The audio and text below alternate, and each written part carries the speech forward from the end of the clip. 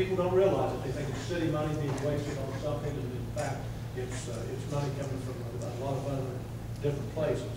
The Schools to Pools program is something for low to moderate income. That's why we use community development block grant money that we get from the federal government for that.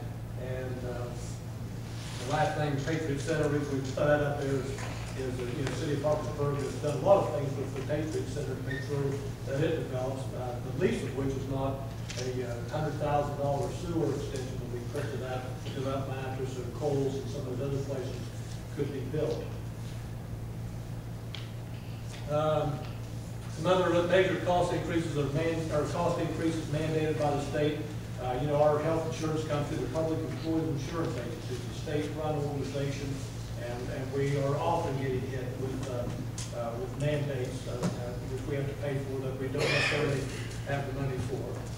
Just as importantly, besides the health care, we have a big rise in the cost of doing business. Again, the City of Parkersburg is a full-service government. We provide more service than any utility company in the city.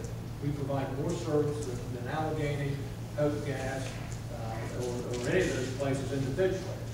We on a 24/7 basis, we supply clean water, we take care of sanitary sewer, storm water, again, emergency medical treatment, professional paid fire department, police department, trash service, and the list just goes on and on of the services that a municipality has to provide that no one else has to.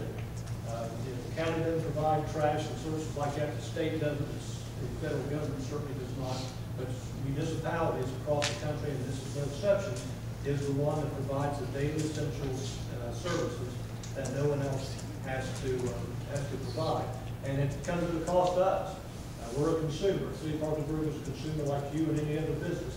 And again, not only do we not get discounts, it often costs us more.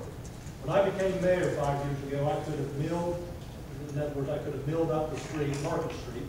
I could have milled and paved the entire Market Street for $212,000. I became mayor 5 years ago. Today, that cost me $390,000. But from $212,000 to build Market Street and pave it to $390,000 in 5 years. Anything that is petroleum based has went sky high, and we have to pay that cost. We get no government discount. We don't get half price. We don't get anything like that. At one time, when asphalt was going up compared to concrete, it was almost as cheap as concrete streets. You've seen it as it was asphalt. And that's not necessarily true today, but it's taken a huge hit. Everything we buy is the steel storm rates. Anything metal that we buy is extremely expensive. Gasoline is expensive, oil is expensive, tires, all those type of things come at a great expense to us. I talked about the salt before. It went from $49 to $110 and then dropped back to $70, and we were tickled to death to see it just go to $70. Like gas prices, they gallon us every once in a while, and it goes up to $3 a gallon, from $1.50 to 3 or 4, and then it just goes back to $2.50. We're thankful that it went down a little bit. That's why we filled up with the salt situation. It's a major cost. We have to put a lot of it down. What have we done? We've done a lot of things. With the employees, I will tell you this: in the 5 years I've been mayor, we have reduced spending in the budget each and every year. Since the recession, we were already doing that. We were already cutting out fat in the budget. We were already cutting out positions in the budget. And we weren't doing it in anticipation of an actual recession. That took us by surprise like it took everybody else. We were doing so that we could better utilize our money to attract businesses, to promote economic development, to create jobs, and provide the services that cities are supposed to provide.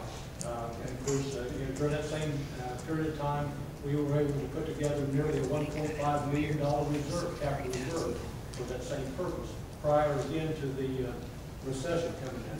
But I have a whole list of, I've given that list of news to you, a whole list of 21 jobs that we've cut out at a savings of, again, over $800,000 just in employment.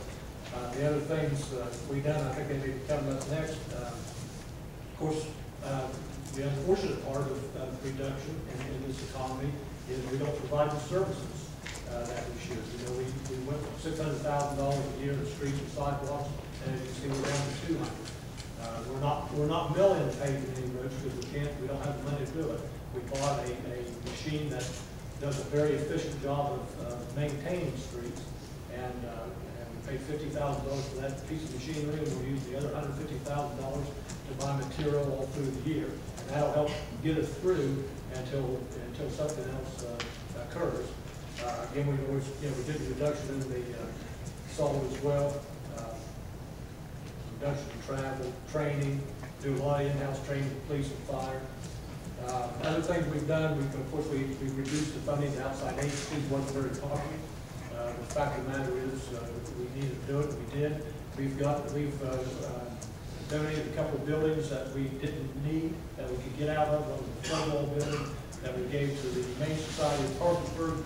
The other was a building in the city park that we gave to Wood County Recreation Department, which allowed them to not pay rent and utilities someplace else. So, and of course, we don't have to pay utilities on the flood wall building anymore. So it's kind of a deal where it helps everybody involved. But it's two buildings that we don't have anymore.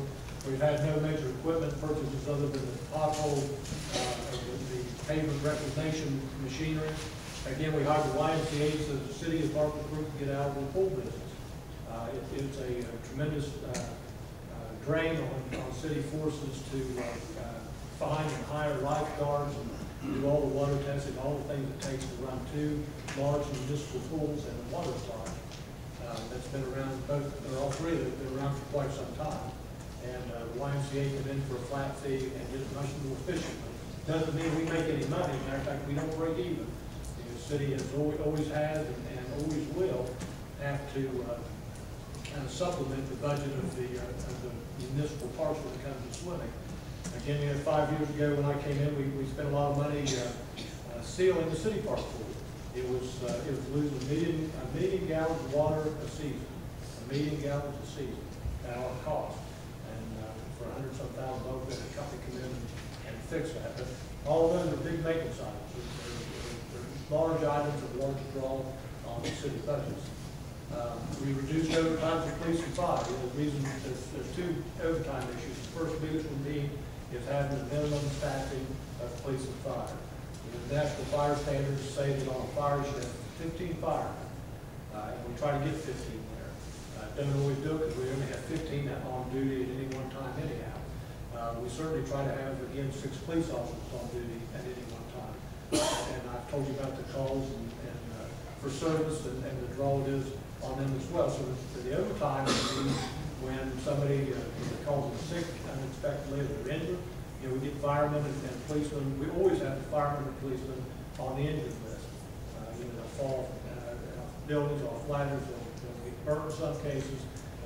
Police officers get hurt on foot chases, car chases. There's all kinds of issues involving first responders that they get injured. So when they're sick, we have to hire somebody in on overtime to fill those spots. But we did eliminate $70,000 out of police, 43 out of fire, and I don't think we can maintain that. I mean, we're holding our own right now, but by the end of the year, we will see if we're able to do that.